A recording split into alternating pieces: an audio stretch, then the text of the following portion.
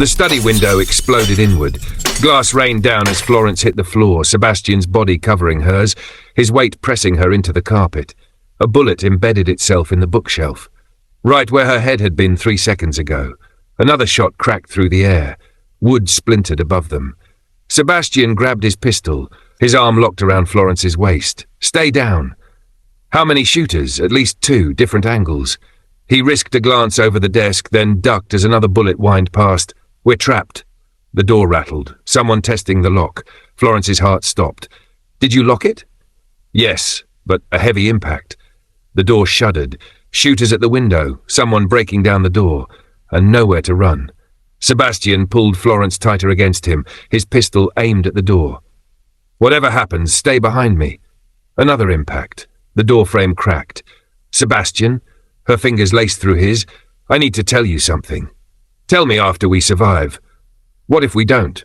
He looked at her then, really looked at her, and something desperate flickered in his eyes. "Then I'm dying with the woman I love," he said quietly. Chapter 1. The Duke Who Caught Her. Sebastian Thornfield, Duke of Ravenswood, had precisely 3 thoughts in the moment before the woman fell on him. First, what a remarkably pleasant morning for a walk along the cliffs.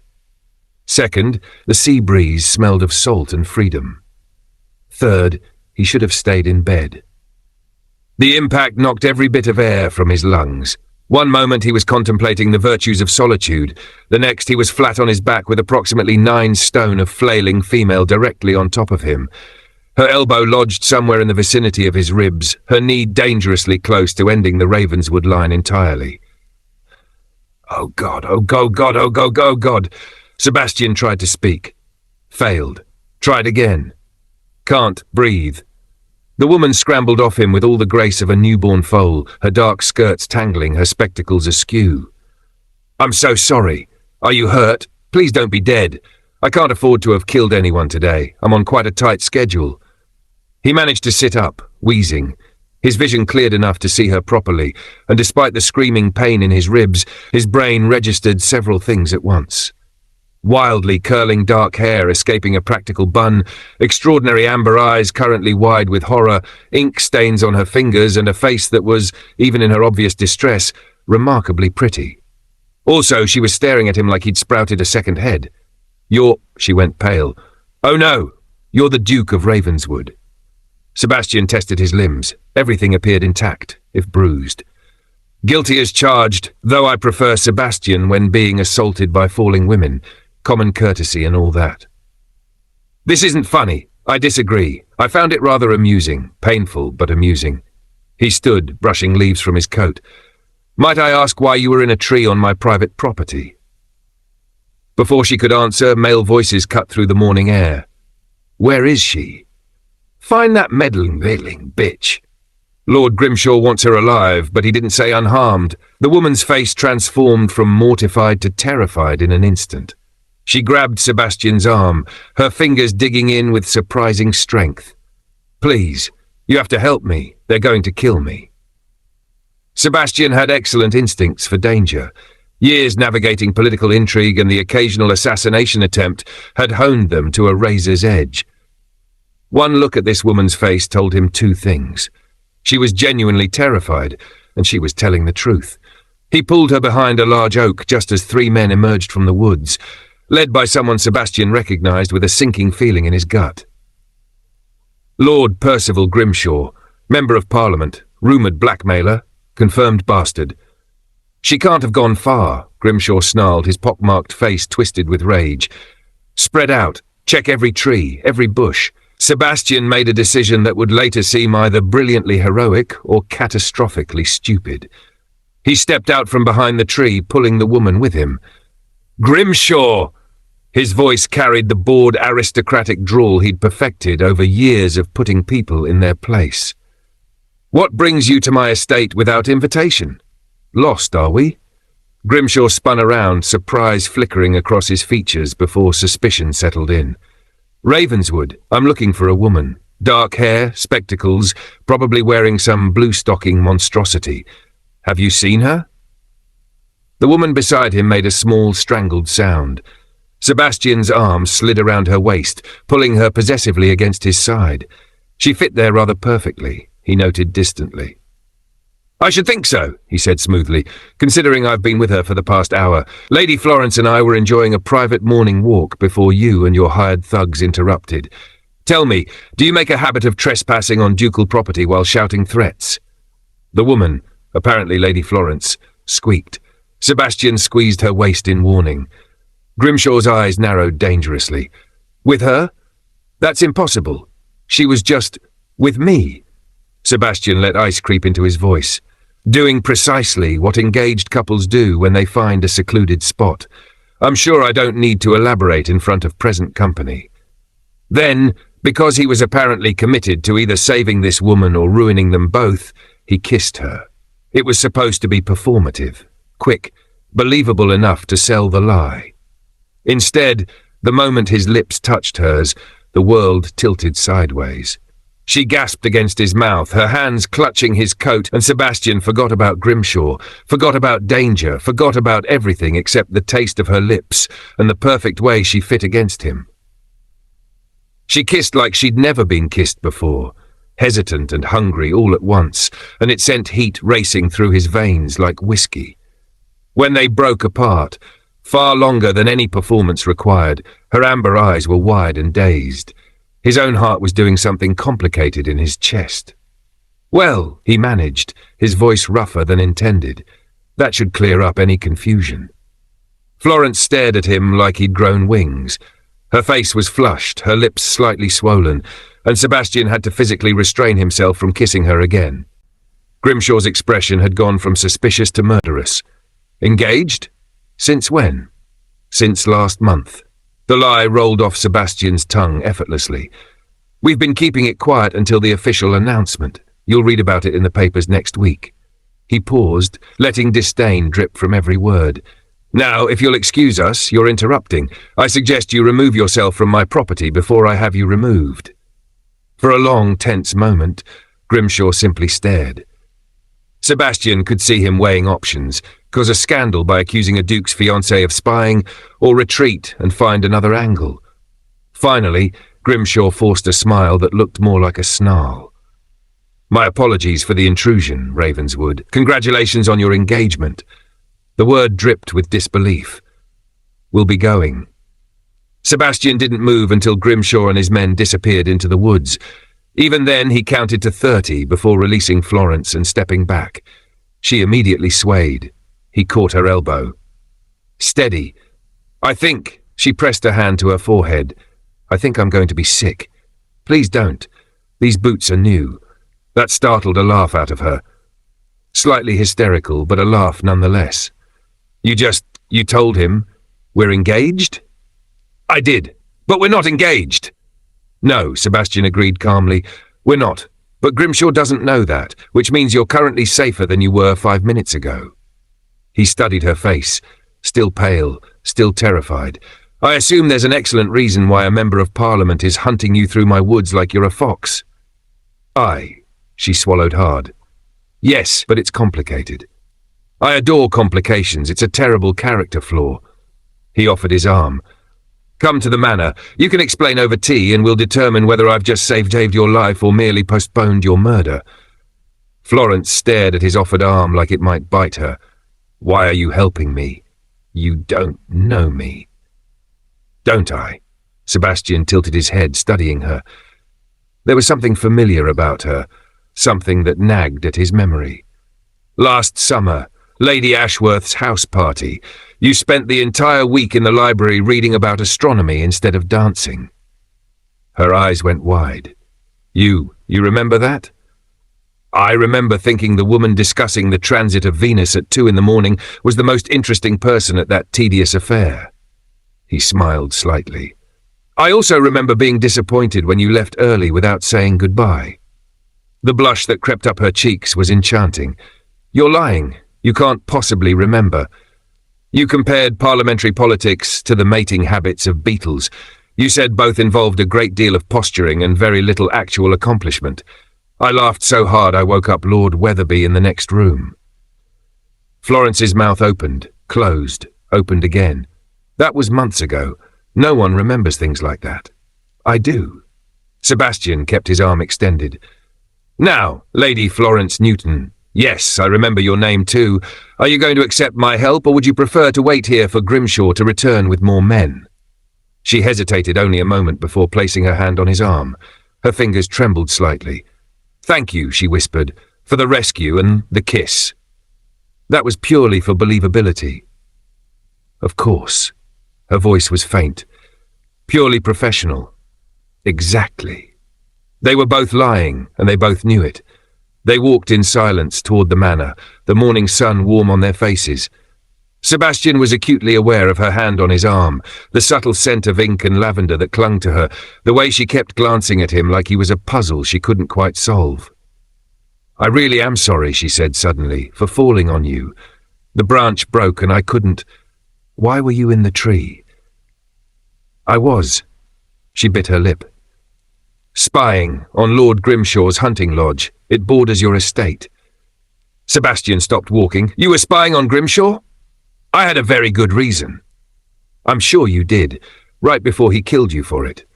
"He won't kill me now," Florence pointed out. "Not if he thinks I'm engaged to you. That would cause exactly the sort of scandal and investigation he's trying to avoid." Sebastian stared at her. "You've thought this through." "I've had a very eventful morning." Despite everything, the absurdity, the danger, the sheer impossibility of the situation, Sebastian felt laughter building in his chest. This woman had fallen on him from a tree, gotten him shot at, probably, lied about being engaged to him, and was now calmly analysing the political ramifications of her fake engagement like it was a mathematical equation. She was either completely mad or absolutely brilliant. Possibly both. "Come on," he said, resuming their walk. "I need to hear this story from the beginning, and I suspect it's going to require substantial amounts of brandy." "I don't drink brandy." "You will after you explain why you're playing spy games with one of the most dangerous men in England." Florence opened her mouth to respond, then froze. Sebastian felt it at the same moment, that prickling sensation at the back of his neck that meant they were being watched. He turned his head slightly, scanning the tree line without being obvious about it. There, a flash of movement among the birches. A man in rough clothing, partially hidden behind a trunk, his gaze fixed directly on them. One of Grimshaw's men, watching, waiting, reporting back. Florence's fingers tightened on his arm. "Sebastian, I see him." He kept his voice low, his pace steady. "Don't react. Keep walking. They're watching us." "Yes. This isn't over, is it?" Sebastian thought about Grimshaw's suspicious eyes, the way he'd looked at Florence like she was a problem to be solved permanently. He thought about the kiss that had felt far too real, about the way this impossible woman had crashed into his life, literally, and turned his peaceful morning into something dangerous and complicated and oddly exhilarating.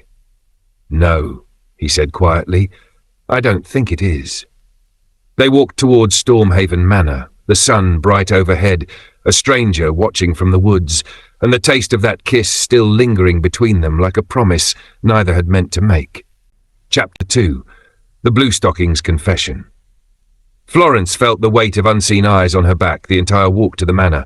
Sebastian's hand covered hers on his arm, warm, steady, reassuring, in a way that made her throat tight. "Don't look back," he murmured. "I wasn't going to. You were absolutely going to." He was right, of course. Infuriating man.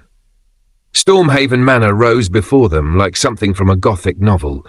All grey stone and mullioned windows, perched on the cliff top as if daring the sea to try its worst. It should have been intimidating. Instead, Florence found it rather magnificent. Much like its owner, actually. Sebastian guided her through a side entrance, his body positioned between her and the woods, protecting her. The realization sent warmth spreading through her chest that had nothing to do with the morning sun. "This way." He led her down a corridor lined with portraits of stern-faced ancestors. "My study. We won't be disturbed there. Your staff." "We'll be told I'm conducting private business with my fiancée." His mouth quirked. "They'll assume we're doing what engaged couples do when left alone. Highly improper, but conveniently uninterruptible." Florence's face flamed. "Oh. Unless you'd prefer I tell them the truth, that you fell on me from a tree while spying on a member of Parliament?" "The study sounds perfect." Sebastian's study was exactly what she'd expected. Floor-to-ceiling bookshelves, a massive oak desk, leather chairs worn soft with use, and the faint smell of tobacco and old paper. He locked the door behind them with a decisive click. Right. He moved to a side table and poured amber liquid into 2 glasses. Start from the beginning. Who is Lady Margaret? Why does Grimshaw want you dead? And why in God's name were you in that tree?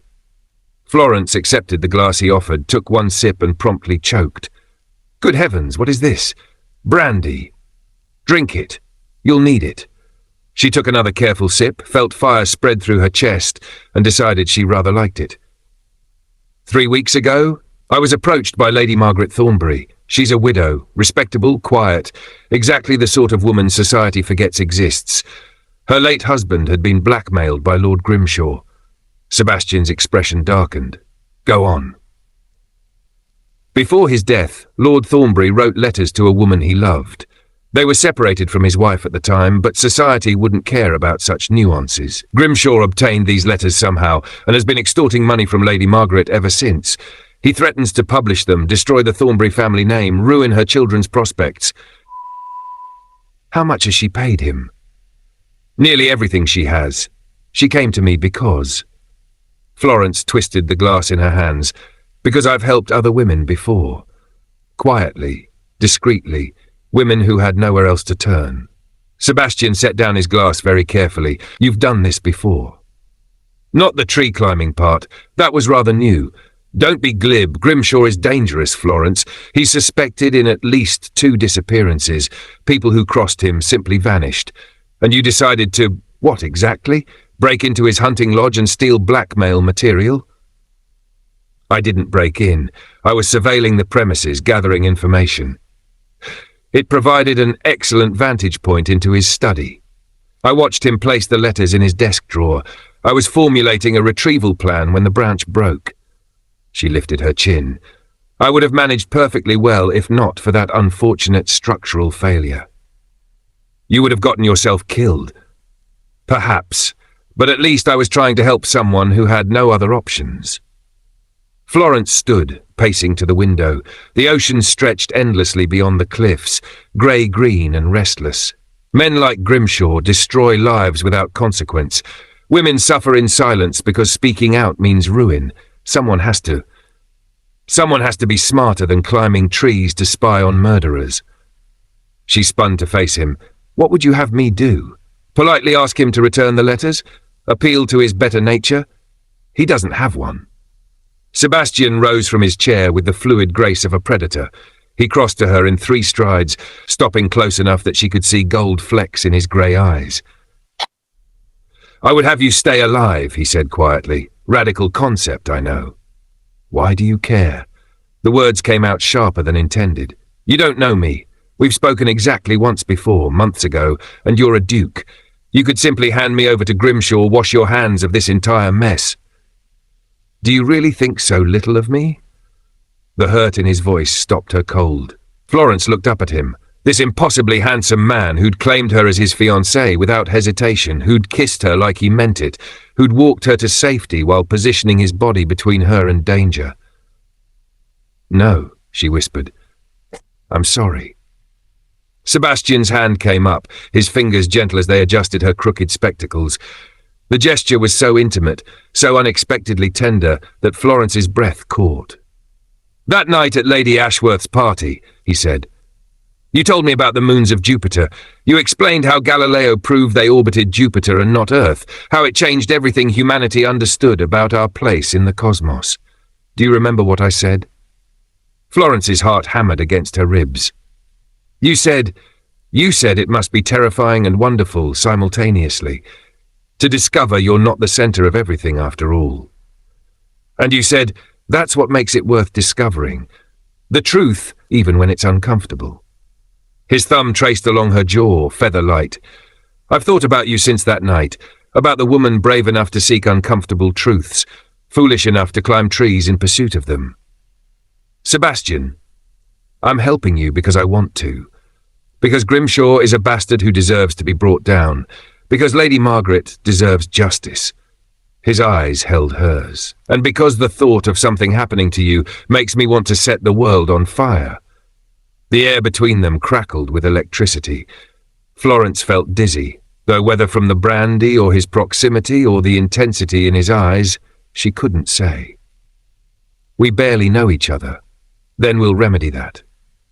He stepped back, though reluctance showed in every line of his body. "Tell me the rest, everything. How did you track the letters? What exactly did you see in Grimshaw's study?" Florence took a steadying breath and laid out her investigation. 3 weeks of careful observation, bribing servants for information, following Grimshaw's movements, learning his routines. She explained how she'd identified the hunting lodge as his base of operations, how she'd watched him meet with unsavory men who looked like hired muscle. "He's blackmailing at least 4 other people I know of," she finished. "All women, all terrified, all paying him to keep their secrets. The letters are just one piece of evidence, but if I can retrieve them, present them to a magistrate, he'll have you killed before you reach the magistrate's door." Sebastian's jaw tightened. "This requires strategy, planning. We need leverage, evidence, allies. We?" He met her eyes squarely. "You don't seriously think I'm letting you do this alone? You can't be involved. If Grimshaw suspects you're helping me, he already suspects. That man watching from the woods, he's reporting back right now. Grimshaw knows you're here, knows about our supposed engagement." Sebastian moved to his desk, pulling out paper and ink. "Which means we need to make it convincing. You'll stay here at the manor, under my protection. We'll maintain the engagement fiction publicly while we work to retrieve those letters and gather evidence against Grimshaw." "I can't stay here. The scandal will be explained by our engagement. Unconventional, certainly, but I'm a duke. I could house a circus in my drawing room and society would call it eccentric." He dipped the pen in ink. "We'll send word to your father. Where is Baron Newton currently?" "London, but he doesn't know about any of this." Florence's stomach twisted with guilt. "I told him I was visiting a school friend in Cornwall." "Then we'll tell him the truth. Most of it, anyway. That you're here under my protection, that I've proposed, that you're safe. He'll never believe you want to marry me." Sebastian's hand stilled on the paper. "Why not?" "Because I'm—" Florence gestured vaguely at herself. "I'm a bluestocking who talks about beetles and Jupiter. I fall out of trees. I have ink stains on my fingers and I can't dance without stepping on my partner's feet. You're the Duke of Ravenswood. You could have anyone. Anyone." Sebastian set down the pen with careful precision. "Anyone who'd simper and giggle and pretend to be vapid because God forbid a woman have thoughts in her head. Anyone who'd bore me to tears within a fortnight." He stood, rounding the desk. "Do you know what I thought that night at Lady Ashworth's party?" Florence shook her head, not trusting her voice. "I thought, finally, someone interesting." He stopped in front of her. "Someone who sees the world as it is and wants to understand it better. Someone brave and brilliant and completely impossible. I spent the entire next day looking for you, only to discover you'd already left." "I?" Florence swallowed hard. "I left because I thought you were being kind. Humouring the odd bluestocking because you're a gentleman. I didn't think that I meant it." He smiled slightly. "I meant every word, and I've regretted not asking for your direction ever since." "Oh, indeed." His eyes held hers, warm and intent. "So let me be perfectly clear. I'm helping you because I want to, because it's the right thing to do, and because—" The window exploded inward. Sebastian's arm shot out, catching Florence around the waist. He yanked her down behind the desk as glass rained around them. She hit the floor hard, Sebastian's body covering hers, his weight pressing her into the carpet. A bullet embedded itself in the bookshelf where her head had been seconds before. "Don't move." Sebastian's voice was harsh in her ear. "Stay down." Another shot cracked through the air. Wood splintered above them. Florence bit back a scream as Sebastian shifted, reaching for something. A pistol, she realized, pulled from a drawer in his desk. "How many?" she gasped. "At least 2 shooters. Different angles." He risked a glance over the desk, then ducked back down as another bullet whined past. "Grimshaw doesn't waste time, does he?" "Sebastian, I need you to crawl to the door. Can you do that? What about you?" "I'll cover you." His eyes met hers, fierce and determined. On 3. 1. A fourth shot shattered what remained of the window. The bullet struck the wall inches from the door, cutting off their escape route. Sebastian swore viciously. Change of plan. We stay here until my men. The door rattled. Someone testing the lock. Florence's blood turned to ice. Did you lock it? Yes, but a heavy impact. The door shuddered in its frame. They were trapped. Shooters at the window, someone trying to break down the door, and nowhere to run. Sebastian pulled Florence tighter against him, his pistol aimed at the door. His heart hammered against her back, fast but steady. Controlled. Whatever happens, he murmured, stay behind me, promise me. Another impact. The door frame cracked. Florence's fingers found his free hand, lacing through his. I promise, but Sebastian, you have to stay alive too. I refuse to have gotten you killed on our second meeting. It would be terribly poor form. His laugh was breathless. Wouldn't dream of it. The door exploded inward with a final splintering crash. Chapter 3, The Fake Engagement Bargain. The door burst inward, not assassins, but 4 of Sebastian's footmen led by a barrel-chested man with a pistol drawn. Your Grace! The man's eyes swept the destroyed study, taking in the shattered window, the splintered bookshelf, Sebastian and Florence on the floor. We heard shots. 2 shooters in the woods, northwest and east. Sebastian rose, hauling Florence up with him. His hand stayed locked around hers. Go! Now! The men disappeared like shadows. Sebastian finally released her to stride to the window, careful to stay out of the sight line. His jaw was clenched so tight, Florence could see the muscle jumping. Sebastian, don't. His voice cut like a blade. Don't tell me you're fine. Don't apologize. Don't do anything except stand there and let me be furious for a moment. Florence pressed her shaking hands against her skirts. Glass crunched under her boots. The bullet hole in the bookshelf gaped like an accusation, exactly where her head had been. She could have died. Would have died if Sebastian hadn't moved so fast. I'm sorry, she whispered. He spun to face her. What did I just say about apologizing? I know, but you nearly died in my home, under my protection. He crossed to her in 2 strides, his hands framing her face. Do you understand? They tried to kill you while you were standing 3 feet from me. If I'd been slower, if I'd hesitated even a second. His thumb brushed her cheekbone. Florence realized she was crying. I'm terrified, she admitted. I've been terrified since the moment Grimshaw's men found me in those woods. But I'm also... She met his eyes. I'm grateful. You saved my life. Again. Then let me keep saving it. His forehead dropped to rest against hers. Please, let me help you properly. The door banged open again. The barrel-chested man returned, breathing hard. Lost them in the woods, Your Grace. Professional work, they knew the terrain, had escape routes planned, but we found this. He held up a spent cartridge. Sebastian took it, his expression darkening. Military issue, not something you find at your local gunsmith. He pocketed it. Double the perimeter guards. No one approaches the manor without my explicit permission. And Dawson? Send word to London. I want every piece of information on Lord Percival Grimshaw's activities, associates and financial dealings. Use my personal contacts, be discreet. Yes, Your Grace. Dawson's gaze flicked to Florence. And the lady?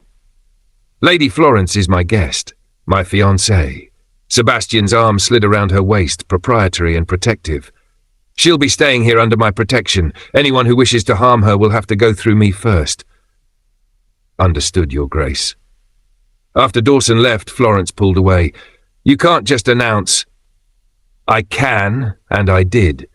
Sebastian moved to pour fresh brandy, his hand steady despite everything.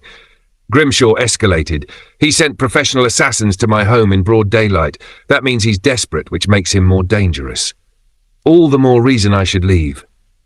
And go where? He thrust a glass into her hands. Back to London, where he has more resources? To your father's house, where you'd put him in danger? Where exactly do you think you'd be safer than here? Florence had no answer. She sank into one of the leather chairs, her legs suddenly boneless. Sebastian crouched before her, his eyes level with hers. Here's what's going to happen. You're going to stay at Stormhaven Manor as my acknowledged fiancée. We'll make a public appearance. The local assembly is hosting a dinner tomorrow night. Half the county will be there, which means Grimshaw will hear about it within hours. A public appearance. Florence's stomach twisted. "Sebastian, I can't. I'm terrible at this sort of thing. I don't know how to simper and giggle and pretend to be in love." "Then don't pretend."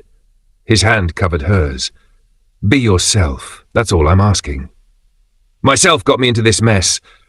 Your bravery got you into this mess. Your intelligence, your refusal to stand by while innocent people suffered." He squeezed her fingers. "Those are exactly the qualities I'd want in a wife, if I were actually choosing one." The reminder stung more than it should have. This wasn't real. He was helping her, not courting her. "Right," she managed. "Not real. I'll remember." Something flickered in his eyes, disappointment, regret, but it vanished before she could identify it. "Come on." He pulled her to her feet. "Mrs. Winters will show you to a guest room. Rest. Tomorrow we'll convince Cornwall you're madly in love with me. That should be a spectacular failure. I have complete faith in your acting abilities. You've never seen me act. I've seen you lie to Grimshaw's face while terrified. That's acting." He smiled slightly. "Besides, how hard can it be?" Extremely hard, as it turned out. The local assembly dinner was held at Penrose House, home to Sir Edmund Penrose and his wife, Lady Catherine. The drawing room blazed with candlelight, packed with Cornwall's finest, which meant approximately 40 people who'd known Sebastian since childhood and were dying to inspect his mysterious fiancée. Florence wanted to sink through the floor. "Smile," Sebastian murmured in her ear. His hand rested at the small of her back, warm and steadying. "You look like you're facing a firing squad." "I'd prefer the firing squad." Too late. Lady Catherine at 3 o'clock, incoming fast. Lady Catherine descended upon them with the enthusiasm of a hunting dog spotting prey. "Ravenswood. And this must be Lady Florence. My dear, we've heard such romantic rumours. Tell me everything." Florence opened her mouth. Nothing emerged. Sebastian's thumb traced circles against her spine, soothing, intimate. "We met last summer at Lady Ashworth's house party. Florence was kind enough to humour my questions about astronomy." "Oh, how lovely. Lady Florence, do you play the pianoforte?" "No, She's modest." Sebastian's eyes gleamed with amusement. "Florence is far too occupied with her studies to waste time on parlour accomplishments." Lady Catherine blinked. "Studies?" "Natural philosophy," Florence heard herself say, "particularly lichenology, the study of lichens. Did you know there are over 20,000 identified species? They're composite organisms, you see, formed from algae or cyanobacteria living among filaments of fungi. Absolutely fascinating symbiotic relationships." Sebastian coughed into his fist. Lady Catherine looked poleaxed. "How educational," the woman managed. "I must introduce you to Mrs. Helmsley. She grows roses." She fled. Florence closed her eyes. "I'm a disaster. You're perfect." Sebastian's voice held barely suppressed laughter. "Did you see her face when you said symbiotic relationships? This isn't funny. I'm supposed to be your fiancée, not a travelling curiosity. You're supposed to be yourself, which you are, brilliantly." He steered her toward the refreshment table. "Besides, do you really want to spend the evening discussing the weather and needlepoint?" "No, but—" "Then stop apologizing for having a brain. It's my favorite thing about you." Florence's heart did something complicated. "One of your favorite things?" "I also enjoy your tendency to fall from the sky onto unsuspecting dukes. Keeps life interesting." She was saved from responding by Sir Edmund calling everyone to dinner. Sebastian kept her close throughout the meal, deflecting intrusive questions with practiced ease while encouraging her to relax. By the time dessert arrived, Florence was actually enjoying herself, mostly because Sebastian kept making her laugh with his dry commentary about their fellow guests. "Lord Weatherby is asleep in his soup again," he murmured. "Third time this month. Perhaps the soup is particularly soothing, or particularly boring." His hand found hers under the table, fingers lacing through hers. "You're doing wonderfully, by the way. I talked about lichen for 10 minutes, and made it sound interesting. That's a gift." The warmth in his voice made her foolishly hopeful. This was pretend, she reminded herself. Performance. He was playing a role, just as she was, even if his hand felt remarkably real in hers. They returned to Stormhaven Manor near midnight. Sebastian walked Florence to her guest room, propriety be damned. Not that propriety mattered when everyone thought they were engaged anyway. "Tomorrow we'll start planning how to retrieve those letters," he told her. "I have ideas about Grimshaw's security, possible entry points." "Sebastian." Florence caught his sleeve. "Why are you doing this, really?" He studied her face in the candlelight. "I told you. Because it's right. Because Grimshaw deserves to be stopped." "That's not all." "No." His hand came up, tucking a curl behind her ear. "It's not, but I'm not sure I can explain the rest. Not yet." They stood inches apart, the air between them charged with possibility. Sebastian's gaze dropped to her mouth. Florence's breath caught. He leaned closer, then stepped back abruptly. "Good night, Florence. Good night." She watched him walk away, her lips tingling from a kiss that hadn't happened. Inside her room, Florence pressed her hands to her burning cheeks. This was ridiculous. Dangerous. She couldn't develop real feelings for Sebastian when this entire arrangement was temporary. Something white on the floor caught her eye. A folded paper slipped under her door. Florence's hands shook as she opened it. The message was brief, written in harsh block letters. "End this charade or your father dies. You have 48 hours. The paper fluttered from her nerveless fingers. Grimshaw had been inside the manor, inside her room, and now her father's life hung in the balance. Chapter 4. Breaking and almost entering. Florence didn't sleep. How could she, with that note burning in her mind like a brand? Your father dies. 48 hours. At dawn, she crept to Sebastian's study and composed a letter in the code she and her father had developed years ago. A silly game born from his love of puzzles, now potentially saving his life. The message was simple. Danger. Leave London. Go to Aunt Margaret in Bath. Trust no one. Destroy this. She bribed a stable boy to post it from the village, then returned to her room and pressed her forehead against the cool window glass. 47 hours remaining. You look dreadful. Florence spun to find Sebastian in her doorway, already dressed for the day. Her traitorous heart did a ridiculous leap at the sight of him. Good morning to you too. I'm serious. You're pale as death. He crossed to her, frowning. Did you sleep at all? Of course. The lie tasted bitter. I'm simply not accustomed to nearly being murdered. It takes some adjustment. His hand cupped her cheek, thumb brushing the dark circle under her eye. You're a terrible liar. I'm an excellent liar. I convinced 40 people last night that I was madly in love with you. Were you lying about that? The question hung between them, dangerous and full of promise. Florence's breath caught. She forced herself to step back. We should discuss our plan for retrieving the letters. Something flickered in Sebastian's eyes, disappointment perhaps, but he let it go. Indeed, I've been thinking about Grimshaw's lodge, the security, the layout, possible entry points. When do we go? Tonight. New moon, minimal visibility. He spread papers across her dressing table, sketches, notes, observations. I've mapped the patrol routes of his guards. There's a window on the east side, partially obscured by overgrown ivy, if we can reach it without triggering the dogs. Dogs? Florence's voice rose. You didn't mention dogs. Did I not? 2 mastiffs trained to kill. But they're kennelled at night, so we simply need to avoid the kennel, which is here. He tapped the map. Approximately 20 yards from our entry point. Oh, is that all? 20 yards from trained killers? Sebastian's grin was positively wolfish. Where's your sense of adventure? I left it in the tree where this all started.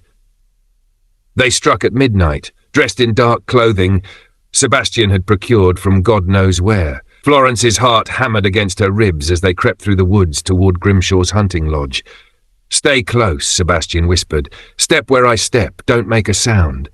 I'm not an imbecile. Never said you were, but you did fall out of a tree. That was one time. Shh. His hand found hers in the darkness, warm and reassuring. We're approaching the perimeter. The lodge loomed ahead, a squat stone building with shuttered windows and one lantern burning by the entrance. Sebastian pulled Florence behind a large oak, his body pressed against hers as a guard passed 30 feet away. She could feel his heartbeat, smell the soap he used, feel his breath against her temple. Focus, Florence. You're here for the letters, not to moon over a duke. The guard disappeared around the corner. Sebastian tugged her forward. moving with surprising stealth for a man of his size. They reached the ivy-covered wall without incident. This window. He tested the frame. Locked. Of course. Give me a moment. He produced what looked like 2 thin pieces of metal and set to work on the lock. Florence kept watch, every shadow seeming to hide an assassin. Where did you learn to pick locks? Misspent youth. The lock clicked. Got it. After you, my lady. Florence hoisted herself through the window with decidedly unladylike efficiency, Sebastian following close behind. They landed in what appeared to be a study, exactly as she'd observed from her tree perch days ago. The desk, she pointed. Middle drawer. That's where he put them. Sebastian moved toward it, then froze. Florence, don't move. What? A low growl reverberated through the room. Florence's blood turned to ice. Slowly she turned her head. 2 massive mastiffs stood in the doorway, teeth bared, hackles raised, so much for being kennelled at night. Sebastian? Her voice came out as a squeak. What do we do? Very carefully. He eased backward, placing himself between her and the dogs. We retreat. They're between us and the window. I'm aware of that, thank you. The larger mastiff took a step forward, snarling. Sebastian's hand found Florence's, squeezing tight. When I say run, he murmured, you run. Don't look back. Don't wait for me. Absolutely not. Florence, no, I'm not leaving you to be eaten by dogs. How touching. A lamp flared to life. Lord Grimshaw stood in the doorway, flanked by 2 armed men.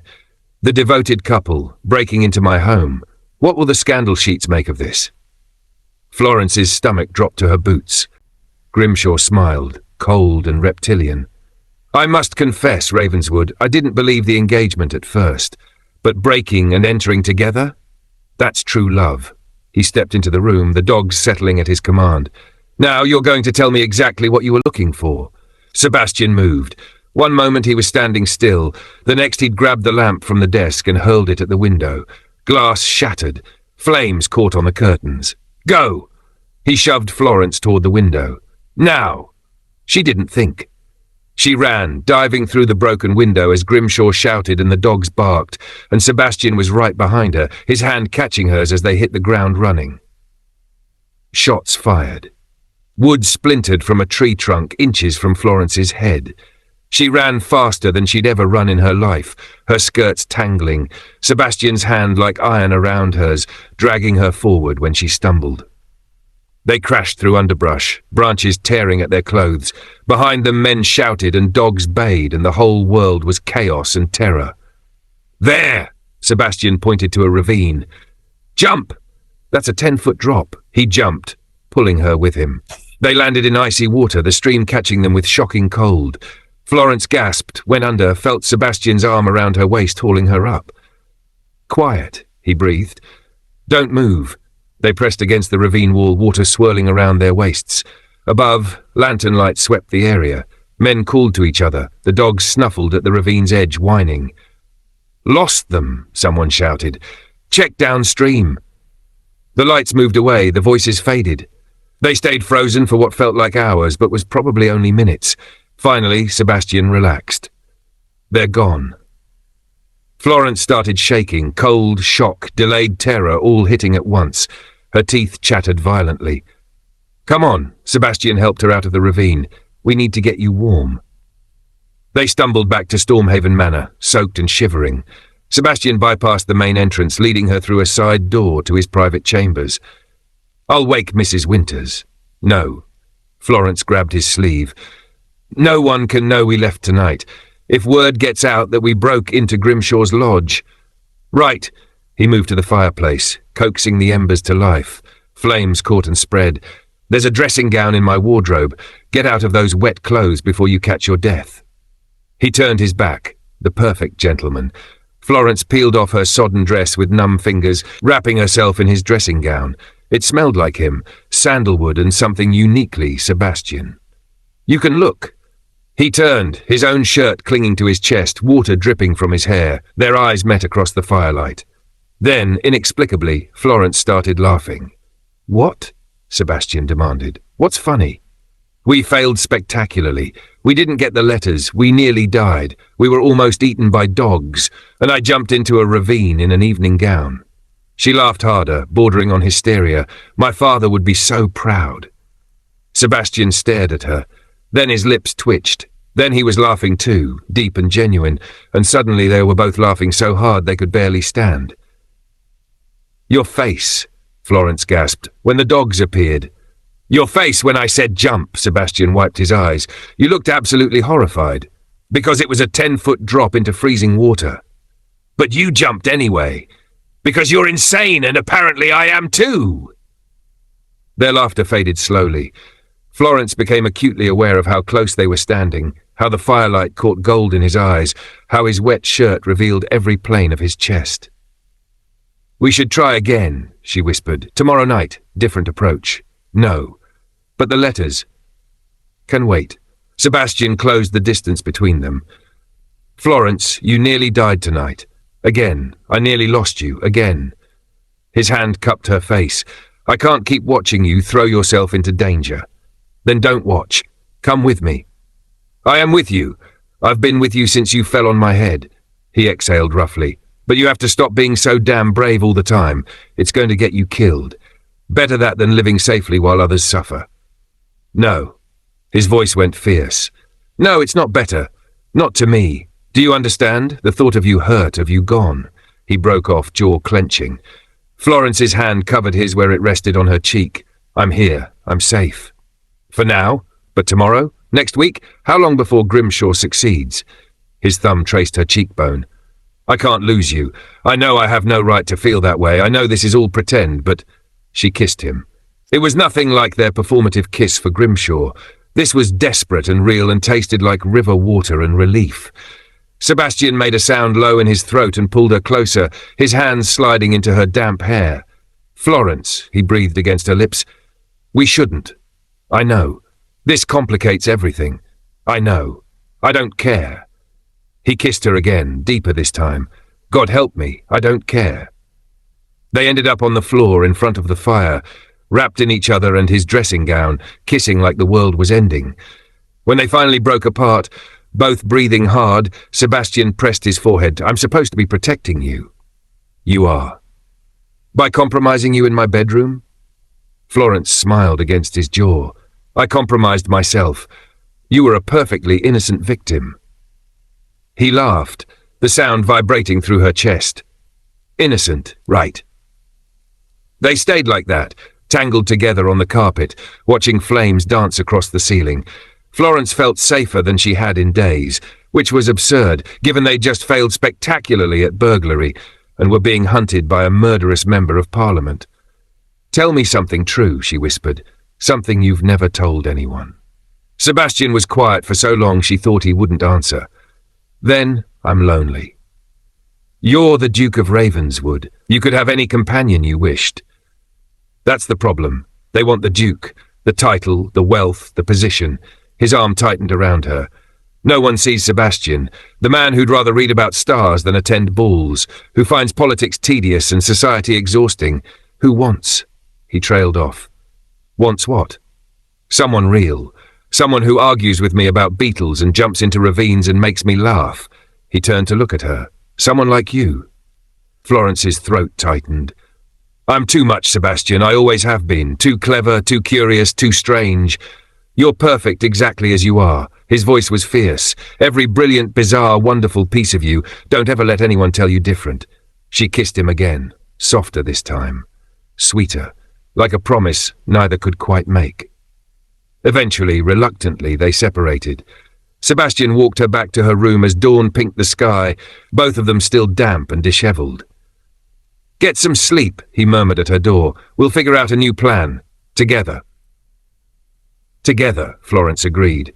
She watched him walk away, her lips still tingling, her heart doing impossible things in her chest. Inside her room, she found a tea tray waiting. Mrs. Winters must have left it while they were gone. Florence was suddenly parched. She lifted the cup and saw the faint, oily sheen on the surface. Her hand started shaking. The cup slipped from her nerveless fingers, shattering on the floor. Tea spread across the carpet like spilled blood. Someone had poisoned it. Grimshaw had infiltrated Sebastian's household, and nowhere was safe anymore. Chapter 5. The Runaway Carriage and Real Feelings. Florence didn't scream. She stood frozen, staring at the shattered teacup and the poisoned liquid seeping into the carpet, her mind struggling to process what almost happened. Then Sebastian was there, yanking her backward, his eyes wild. "Did you drink it?" His hands gripped her shoulders. "Florence, answer me. Did you drink any of it?" "No, I saw." She couldn't seem to catch her breath. "There was something on the surface, an oily sheen. I dropped it before." He pulled her against his chest, his heart hammering against her cheek. "Thank God, thank God." "Sebastian, someone in your household." "I know." His voice turned lethal. "And I'm going to find out who." Within the hour, every servant in Stormhaven Manor stood assembled in the main hall. Sebastian paced before them like a caged predator, barely controlled fury radiating from every line of his body. "Someone," he bit out, "brought poisoned tea to Lady Florence's room. That person has precisely 1 minute to confess before I have every single one of you arrested and questioned by the magistrate." Silence. Florence watched faces. Shock, fear, confusion. Then a young kitchen maid began trembling violently. "Your Grace," her voice broke. "I didn't know it was poison, I swear. A man came to the kitchen door yesterday, said he was Lady Florence's cousin, that she'd asked for a special tisane to help her sleep." "What man?" Sebastian's voice could have frozen fire. "Describe him." Tall, thin face, scar across his eyebrow. The girl was crying now. "He gave me £5 just to add the powder to her tea, said it was medicine. I didn't know, Your Grace, I never would have." "Did he threaten you?" The maid hesitated, then nodded miserably. "Said if I told anyone, my family would suffer. My mum's ill, Your Grace. We need the money for doctors." "Enough." Sebastian's expression softened slightly. "You'll give Dawson a full description. Your mother will have the best physicians in Cornwall, paid for by me. But if you ever accept bribes from strangers again—" "Never, Your Grace." "I promise." After dismissing the staff, Sebastian turned to Florence. "Pack your things. You're moving to the East Wing, directly across from my chambers. I want you where I can protect you." "Sebastian." "Don't argue, please." His hand cupped her face. "I can't lose you to poison, assassination, or any other method Grimshaw devises. Let me keep you safe." She nodded, not trusting her voice. They tried again that night. Desperate times required desperate measures, and Florence's 48 hours were rapidly dwindling to 36. This time, they were better prepared. Proper lockpicks, a distraction for the dogs, raw steaks laced with sleeping draught, dark clothing that didn't restrict movement. They studied the patrol schedule until Florence could recite it backward. "In and out," Sebastian murmured as they crept toward the lodge. "We grabbed the ledger I saw on his desk, the one with all those names and numbers. Even if we can't get the letters, that might give us leverage." "And if we're caught again?" His hand found hers in the darkness. "We won't be." Famous last words. They made it inside through a ground-floor window this time. No dogs appeared. The study was empty, moonlight streaming through windows they'd shattered 2 nights prior. Sebastian moved to the desk while Florence kept watch. "Got it." He held up a leather-bound ledger. "This has to be—" Footsteps in the corridor. They dove behind the heavy drapes as the door opened. Lord Grimshaw entered with another man, their voices low and urgent. "Don't care what it costs," Grimshaw snarled. "I want her dead by week's end. The Duke too, if he gets in the way. Make it look like an accident." Florence's blood ran cold. Sebastian's arm tightened around her waist, holding her still. "Difficult, with him increasing security," the other man said. "But there are ways. A runaway carriage, perhaps. Tragic accident in the village. I don't care about the method. Just get it done." They waited an eternity after the men left before emerging from their hiding spot. Sebastian's face was carved from stone. "We're leaving. Now." They made it out without incident, but Florence could feel Sebastian's rage simmering beneath the surface. They'd just reached the village outskirts when she heard it. The thunder of hooves moving too fast. "Sebastian." He spun, saw the carriage bearing down on them at breakneck speed. No driver visible. Horses wild-eyed and panicked. Everything happened too fast. Sebastian's arm around her waist, his body slamming into hers, throwing them both sideways. The carriage wheels missing her head by inches, so close she felt the wind of its passing. The bone-jarring impact as they hit the ground rolling, Sebastian taking the worst of it to protect her. They ended up in a tangle of limbs against a shop wall, both gasping. The carriage disappeared down the street, still careening wildly. "Are you hurt?" Sebastian's hands were everywhere, checking for injuries. "Florence, talk to me." I'm fine. But she was shaking so hard her teeth chattered. "That was Grimshaw." Sebastian pulled her tighter against him. "That was meant for you." They sat there in the street, clinging to each other like shipwreck survivors. Florence could feel Sebastian trembling, or maybe that was her, maybe both of them.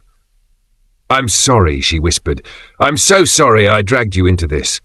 "Stop." His hand fisted in her hair. "Don't you dare apologize for surviving. But you could have died. So could you. Do you think I give a damn about my own safety when yours is at stake?" He pulled back enough to meet her eyes. "I'd throw myself in front of 1,000 carriages if it kept you alive." "That's not. You can't." Her voice broke. "Sebastian, you barely know me." "I know enough." His thumb traced her jaw. "You're brave and brilliant and you make me laugh. I know you fell out of a tree and crashed into my life and nothing's been the same since. I know I can't imagine going back to how things were before you." "We're supposed to be pretending." "I stopped pretending somewhere between the tree and the first kiss." His forehead dropped to rest against hers. "This is real for me, Florence. You're real. And I'm terrified because I don't know if you feel the same way or if you're still acting." She kissed him. Not the desperate, frightened kiss in his chambers after the failed heist. This was slow, deliberate, devastating. She poured everything she couldn't say into it, fear and hope and longing and the terrible, wonderful realization that she'd fallen for him completely. When they finally broke apart, Sebastian's eyes were dark with emotion. "This is a terrible idea," she breathed. "The worst." His lips found hers again. "Absolutely catastrophic. We should stop." Probably. He kissed her deeper. Any moment now. They didn't stop. They kissed like they were drowning and the other person was air, like the world was ending and this was their last chance, like nothing else existed except this moment and each other. "Florence." Sebastian's voice was ragged. "I'm falling for you. I've been falling since you landed on me and I don't want to stop. Tell me I'm not alone in this." "You're not alone." She cupped his face, memorizing every angle. "I'm falling too. Have been since you claimed me as yours to protect me from Grimshaw. Maybe even before that, since the night we talked about stars and you actually listened." "I'll always listen." He pressed kisses to her temple, her cheek, the corner of her mouth. "I'll always protect you. I'll always." "Your Grace!" They sprang apart as Dawson appeared, out of breath and clearly distressed. "Your Grace, the Dowager Duchess, has arrived at the manor. She demands to meet Lady Florence immediately." Florence's stomach dropped. "Your mother?" Sebastian swore comprehensively. "She's early. She wasn't supposed to arrive until next week." "Why is your mother arriving at all?" "Because I'm apparently engaged." He helped her to her feet, brushing dirt from her dress. "And my mother doesn't miss opportunities to inspect potential daughters-in-law." "Sebastian, she'll know it's fake. One look at us and she'll—" "We'll figure it out." He laced his fingers through hers. "Together." But as they hurried back to the manor, Florence's earlier joy curdled into dread. The Dowager Duchess was legendary, sharp, observant, impossible to fool. And if she discovered their engagement was a sham, if she exposed them publicly, Grimshaw would know Florence had lost her only protection. She'd be dead within days. They arrived at Stormhaven Manor to find an imposing carriage in the drive and a tall, elegant woman waiting in the drawing room. The Dowager Duchess of Ravenswood had iron-grey hair, piercing blue eyes identical to Sebastian's, and the posture of someone who'd never been refused anything in her life. She looked at Florence, then at Sebastian, then at their joined hands and dishevelled clothing. Her eyebrow rose infinitesimally. "Well," she said coolly, "this should be interesting." Chapter 6. Mother Knows Best and Worst. The Dowager Duchess of Ravenswood had the unsettling ability to say volumes with a single raised eyebrow. Currently that eyebrow was doing extraordinary work as she surveyed her son and his supposed fiancée, both dishevelled, dirt-streaked, and clearly having just been caught doing something inadvisable. Mother. Sebastian recovered first, his hand still clasped around Florence's. This is unexpected. Indeed. I received your letter announcing your engagement and thought, how lovely. I'll surprise them with an early visit. Her smile could have cut glass. Imagine my delight at finding the manor in an uproar, security doubled, and my son returning at dawn with his betrothed looking like they've been rolling in ditches. Florence felt her face flame. Your Grace, I can explain. Can you? How refreshing. The Dowager settled into a chair with the air of someone preparing for excellent theatre. Please, do enlighten me. Sebastian squeezed Florence's hand. We were out riding. Florence's horse spooked. At dawn, in those clothes? His mother's gaze was laser-focused. Really, Sebastian, I raised you to lie more convincingly than that. Silence. Florence wanted the floor to open and swallow her whole. Then, unexpectedly, the Dowager's expression softened. However, I can see you're both exhausted and clearly dealing with something dire. Mrs. Winters has prepared rooms. Lady Florence, you'll want to freshen up. Sebastian, you'll join me in the morning room in precisely 30 minutes. We have much to discuss. It wasn't a request. Florence paced her new chambers, the ones across from Sebastian's, trying to calm her racing heart. The Dowager knew. Of course she knew. Women like that always knew everything. A knock interrupted her spiraling thoughts. A maid entered with a sealed letter. This just arrived for you, my lady. The messenger said it was urgent. Florence's hands shook as she broke the seal. The message was brief and brutal. Lady Florence, your theatrical engagement has been amusing, but the performance ends now. Leave England within 24 hours, or I begin eliminating your loved ones. Your father first, then your aunt in Bath, then everyone at Stormhaven Manor who's aided you. The choice is yours. Lord Grimshaw. The paper fluttered from her nerveless fingers. 24 hours. Her father, her aunt, Sebastian, all dead because of her. She had to leave. Tonight. Disappear to the continent and pray Grimshaw would be satisfied with her exile. The decision carved out her chest like a blade, but what choice did she have? Meanwhile, in the morning room, Sebastian faced his mother's knowing gaze. You're in love with her. Not a question, an observation.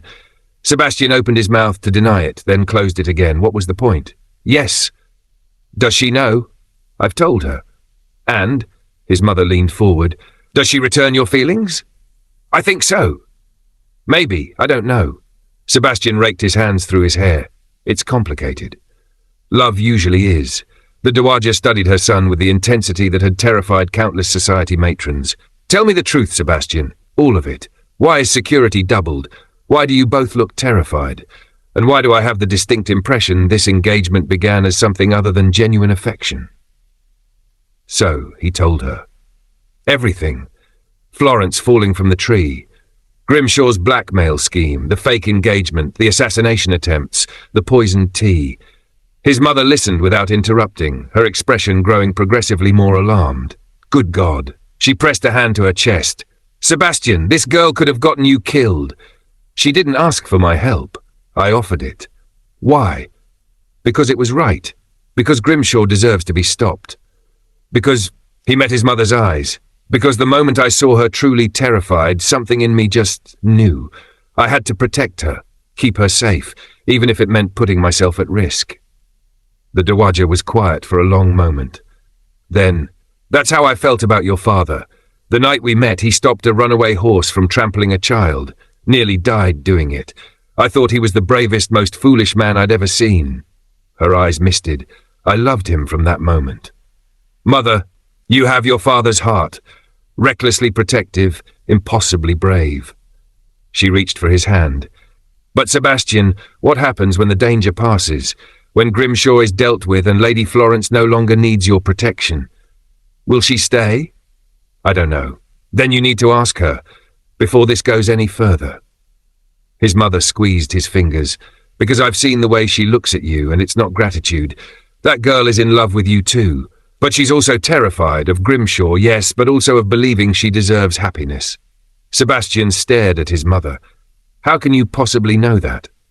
Because I was her once. The girl who thought she was too much, too strange, too everything. Your father convinced me otherwise.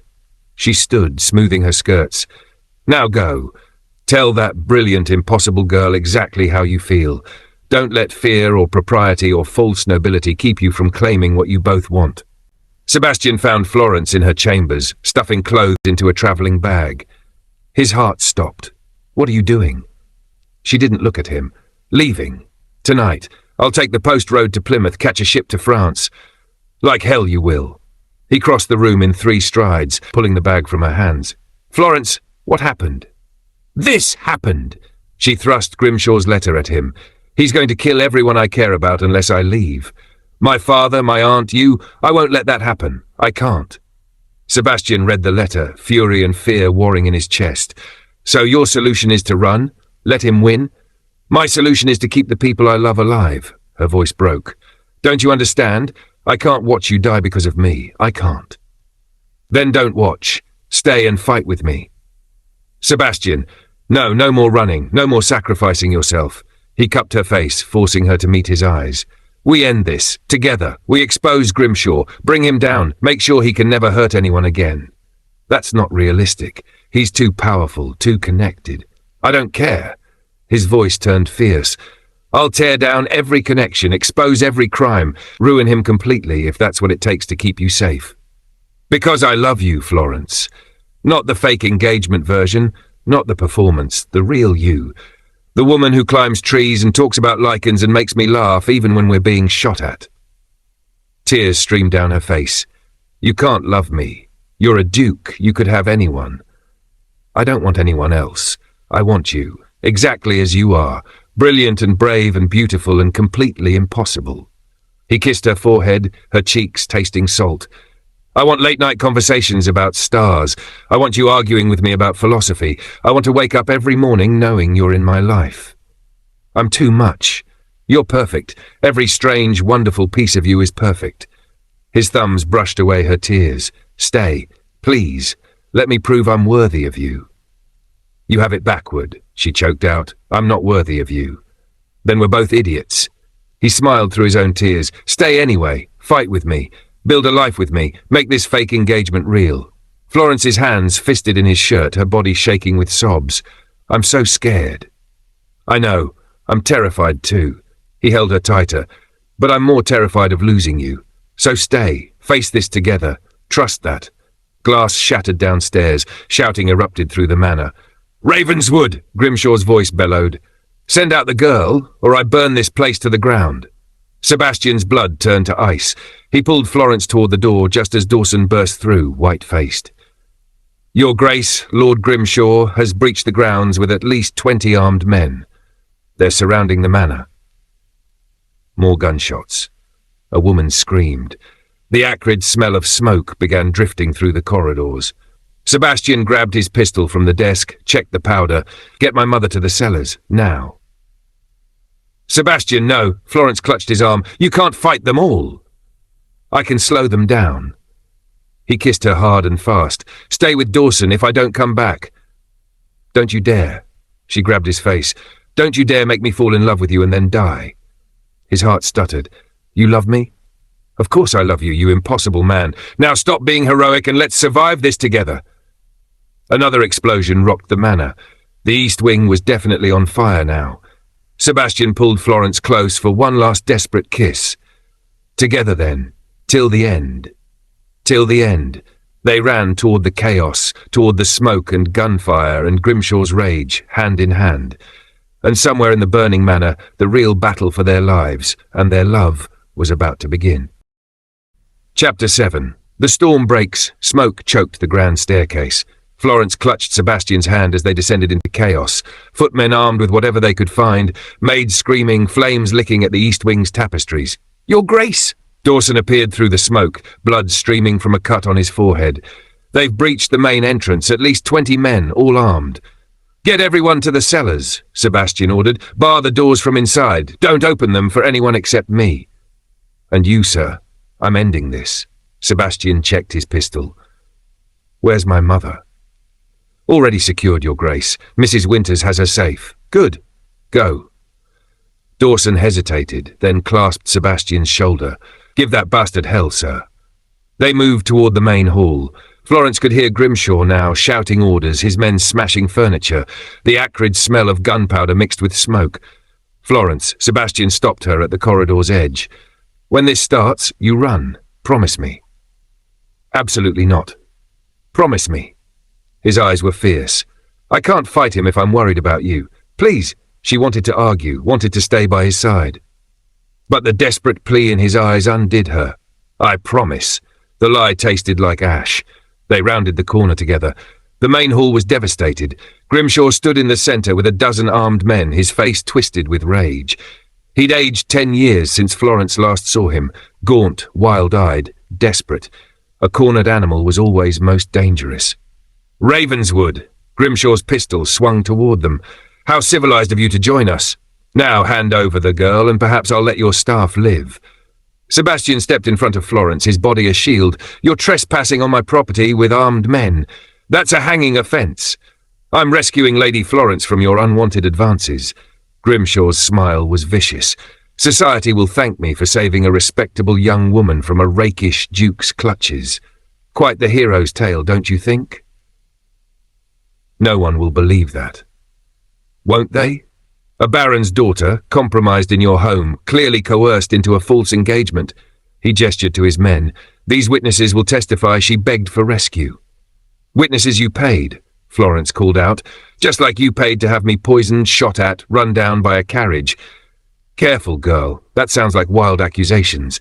The ravings of a traumatized woman." Grimshaw's gun centered on Sebastian's chest. "Last chance, Ravenswood. Step aside." "No." "Then you're as foolish as you are noble." Grimshaw cocked the pistol. "I'll give society a tragic tale instead. The Duke of Ravenswood, killed defending his mad fiancée from her own delusions. Quite romantic, really." Sebastian's hand tightened on his own weapon. "You'll have to shoot me first." "Gladly." The shot cracked through the hall like thunder. Sebastian jerked backward, blood blooming across his shoulder. Florence screamed as he crumpled, his pistol clattering across the floor. "Sebastian!" She dropped beside him, her hands pressing desperately against the wound. Blood pulsed hot between her fingers. "Too much blood, God, too much." "Stay with me," she begged. "Sebastian, please, stay with me." His eyes were glazed with pain and shock. "Florence, run." "No, no, I'm not leaving you." She ripped at her petticoat, wadding fabric against the wound. "Someone help! Please, someone." Grimshaw's shadow fell over them. Florence looked up to find his pistol pointed at her forehead. Touching. His finger moved to the trigger. But ultimately pointless. "Say goodbye to your duke, Lady Florence." "Wait." Florence threw herself over Sebastian's body. "Wait, please. I'll go with you. Quietly. No more fighting. Just don't kill him, please." "Florence, no." Sebastian tried to push her away, but he was too weak. "Tempting," Grimshaw considered, "but I think I'd rather kill you both. Simpler that way. No loose ends, no witnesses."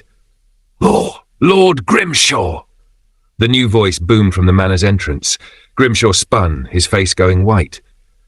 Baron Newton strode through the smoke, flanked by 2 magistrates, 6 constables, and a group of well-dressed women. Florence recognized with shock Lady Margaret Thornbury and 4 others, all victims of Grimshaw's blackmail. "Put down the weapon," Baron Newton commanded. "You're under arrest for attempted murder, blackmail, arson, and a dozen other charges we've documented extensively." "Newton?" Grimshaw's gun wavered. "This is a private matter. Nothing about your crimes is private anymore." One of the magistrates stepped forward. "We have testimony from 5 women you've blackmailed, evidence of your financial crimes, and eyewitness accounts of tonight's assault on the Duke of Ravenswood's property." Lady Margaret moved into the firelight, her chin lifted with hard-won courage. "I'm testifying against you publicly, Lord Grimshaw. Scandal be damned. You've ruined enough lives. I'll ruin yours worse. You have no power anymore." Another woman stepped forward, Mrs. Helena Drake, a widow Florence had helped months ago. "We're all testifying. Every woman you've terrorized, every family you've destroyed. We're done being silent." The other women nodded, forming a wall of determined fury. Grimshaw's face contorted. "You'll be destroyed. Society will." "Society will see you hanged," Baron Newton interrupted coldly. "Now put down the weapon or my men will put you down." For a moment, Florence thought Grimshaw would fight. His gun swung wildly between targets, Sebastian, her father, the magistrates.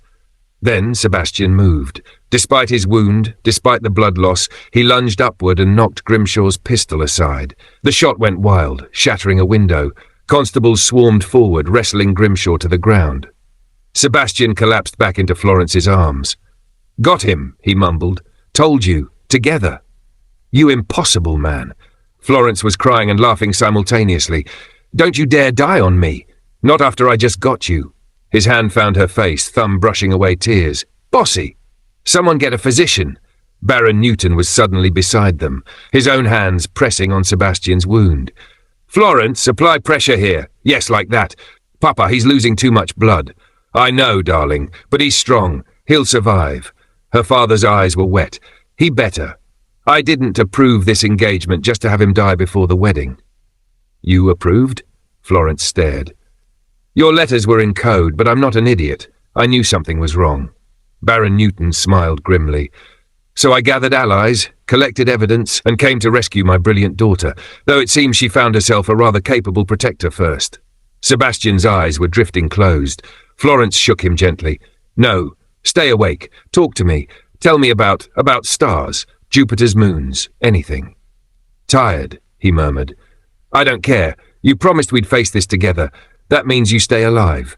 She pressed her forehead to his. "Please, Sebastian, I love you. I love you so much. You can't leave me now." "Love you too," he breathed. "So much." His eyes closed. His body went limp. Florence's world shattered into terror and prayer. 3 days. 3 days of fever and delirium while physicians worked to save his life. 3 days of Florence refusing to leave his bedside, holding his hand, talking to him about lichens and Jupiter and their disastrous heist attempts until her voice was hoarse. The Dowager Duchess brought her tea and blankets, never once suggesting Florence should rest elsewhere. "You love him," the older woman said simply. "Love doesn't sleep." On the 4th morning, Florence dozed in the chair beside his bed, her hand still clutching his. She dreamed of falling, from trees, from cliffs, through endless sky. Warm fingers squeezed hers. She jolted awake. Sebastian's eyes were open, clear and focused, looking directly at her. "You stayed," he whispered, his voice like gravel. "Always." Tears streamed down her face. "Always, you impossible man. How dare you get shot? How dare you scare me like that?" "Sorry." His thumb traced her knuckles weakly. "Had to protect you. By nearly dying? Terrible strategy." "Worked, though. You're safe." He managed a ghost of his usual smile. "Grimshaw? Arrested, awaiting trial. The evidence against him is overwhelming." Florence pressed his hand to her cheek. "You did it. We did it. Good." His eyes searched hers. "Florence, what happens now?" Her heart stuttered. The question she'd been dreading. The danger was over. The fake engagement had served its purpose. He could let her go with honor, claim they'd discovered they didn't suit. "I don't know," she whispered. "What do you want to happen?" Sebastian's hand tightened on hers. "I want everything, forever. You. Even though you don't have to protect me anymore. Especially because I don't have to." His eyes were fierce despite his weakness. "I want to choose you, every day, not because of danger or duty, but because you're you, because I love you." "Sebastian, marry me for real this time. No performance, no pretense." He struggled to sit up. Florence helped him, her hands gentle. "Marry me because you want to, because you love me too, unless—" Fear flickered across his face. "Unless you don't." She kissed him, carefully, mindful of his injuries, but with every ounce of love she possessed. "Yes," she breathed against his lips. "Yes, I'll marry you. Yes, I love you. Yes to everything." His arms came around her, holding her close. "Thank God. I was terrified you'd leave. Never. You're stuck with me now." She pulled back enough to see his face. "Even when I talk about lichens? Especially then. Even when I fall out of trees? I'll always catch you." They kissed again, slower this time. Sweeter, full of promise and future and love that was finally blessedly real. Outside the door, the Dowager Duchess smiled and walked away, already planning a wedding. Chapter 8. The falling and the catching recovery was tedious, painful, and surprisingly wonderful. Sebastian spent 2 weeks confined to bed, which would have driven him mad if not for Florence. She appeared every morning with books, tea, and a determination to keep him both entertained and properly convalescing. You're a terrible patient, she informed him on day 3, closing the astronomy text she'd been reading aloud. You keep trying to get up. I'm bored. You were shot. Boredom is preferable to reopening your wound. She adjusted his pillows with gentle efficiency. Now, where were we? Ah, yes, Galileo's observations of Saturn.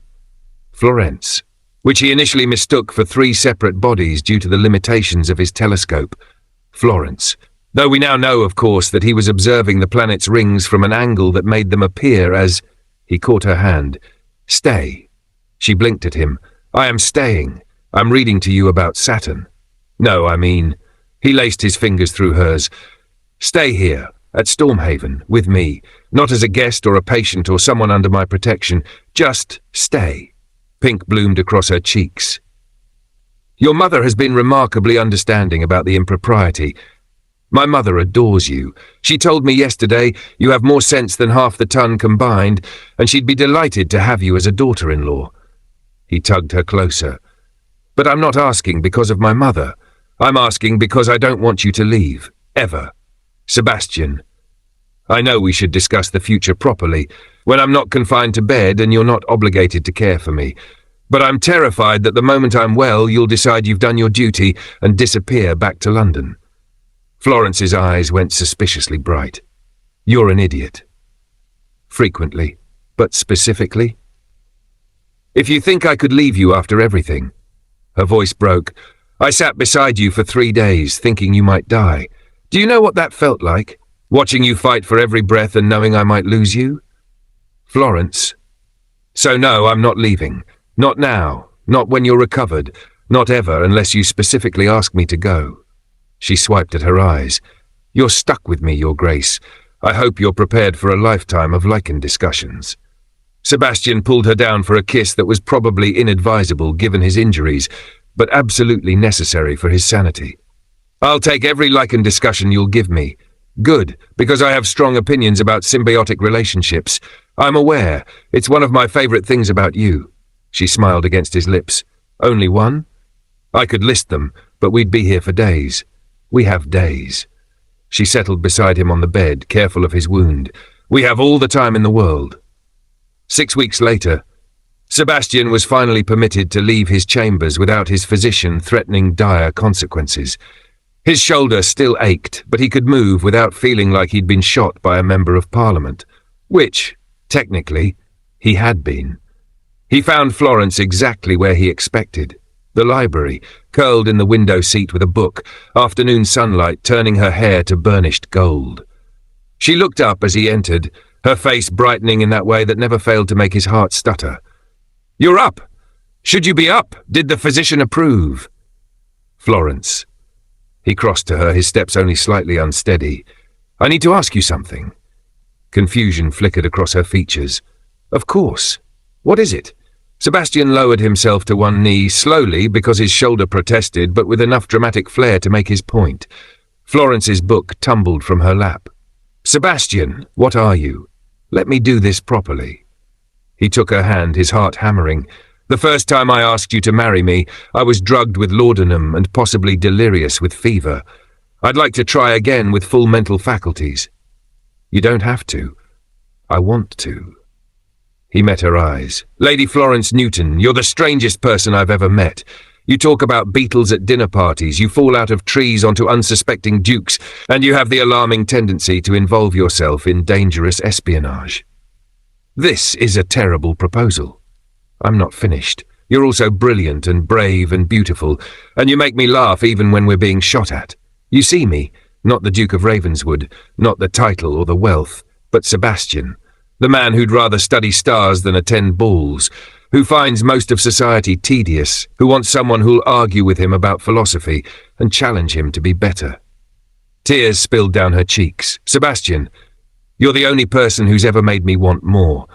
Not more power or prestige, but more life, more laughter, more late nights discussing Jupiter's moons, more adventures, even the ones involving mastiffs and runaway carriages. He squeezed her hand. So I'm asking you, properly this time, with no danger or duty or pretense, will you marry me? Not because you have to, but because you want to. Because you love me as much as I love you. Florence slid from the window seat to kneel with him, her hands framing his face. Yes, absolutely, completely, without reservation, yes. She kissed him softly. But you have to promise me something. Anything. Never get shot again. I can't survive watching you nearly die a second time. I promise to try very hard not to get shot. That's the best I can hope for, isn't it? Given my apparent talent for dramatic heroics, probably yes. She laughed through her tears and Sebastian kissed her properly, the kind of kiss that promised forever and meant it. When they finally broke apart, both smiling like fools, he produced a ring from his pocket. This was my grandmother's. My mother insisted I give it to you, said it would suit you perfectly. The ring was unusual, a deep amber stone set in intricate gold work, more interesting than traditionally pretty. Very much like Florence herself. She held out her hand, trembling. It's perfect. You're perfect. He slid the ring onto her finger, even when you're talking about lichens. Especially when I'm talking about lichens. Especially then. The wedding was, by society's standards, completely scandalous. Florence wrote her own vows, which included a reference to symbiotic relationships that made Sebastian laugh so hard he nearly dropped the ring. She wore spectacles throughout the ceremony because she wanted to see her husband's face clearly. And when the vicar pronounced them man and wife, she kissed Sebastian first, before he could kiss her. The Dowager Duchess cried. Baron Newton beamed. Lady Margaret and the other women Grimshaw had victimized attended, free of blackmail and beginning to rebuild their lives. Grimshaw himself was in prison awaiting trial for attempted murder, arson, and a litany of other crimes. His political career was destroyed, his reputation in ruins. Justice, Florence thought, watching Sebastian grin at her across the chapel, was sometimes served. The wedding breakfast was held at Stormhaven Manor's newly repaired Great Hall. The east wing still smelled faintly of smoke, but Sebastian claimed it gave the place character. Character, Florence had replied dryly, is what people say about buildings that have been partially burned down by murderous members of Parliament. Exactly. Very exclusive. Now as Duchess, Florence found herself surrounded by well-wishers asking the same questions. How did they meet? When did they know it was love? What made Sebastian the right choice? Lady Catherine Penrose cornered her near the dessert table. My dear Duchess, you must tell me, when did you know the Duke was the man for you? Florence looked across the room to where Sebastian stood, deep in conversation with her father. As if sensing her gaze, he glanced up and smiled, that slow, warm smile that still made her heart race. He caught me when I fell, she said simply, and never let go. How romantic. You mean metaphorically? No, I mean literally. I fell on him from a tree. It was quite the introduction. Lady Catherine blinked. I see. Sebastian had apparently heard the last part because he was crossing the room with barely suppressed laughter in his eyes. He arrived at Florence's side and slid his arm around her waist with easy possession. Are you telling everyone about the tree? It's a good story. It's a humiliating story. For you or for me. Both of us. He grinned at Lady Catherine, who looked thoroughly confused. But it's our story, and I wouldn't change a single moment. He kissed Florence there in front of half of Cornwall, propriety be damned. She heard scandalized gasps and delighted laughter, but she didn't care.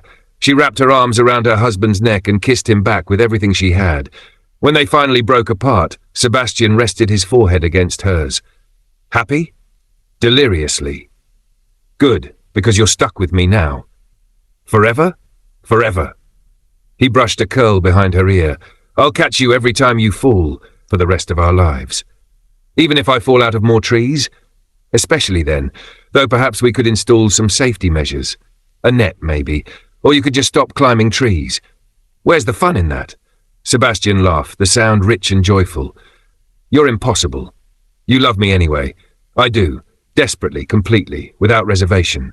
He kissed her again, soft and sweet, always. Florence looked around the great hall, at Lady Margaret dancing with a kind solicitor she'd been courting, at the other women Grimshaw had victimized, now free and laughing, at her father deep in conversation with the Dowager Duchess, at the rebuilt manor that had survived fire and siege and love. She thought about falling from that tree weeks ago, terrified and desperate, and certain she was about to die. She thought about crashing into Sebastian, literally and metaphorically, and how that collision had changed everything. "Always," she echoed, squeezing Sebastian's hand. "For the rest of our lives, we'll catch each other."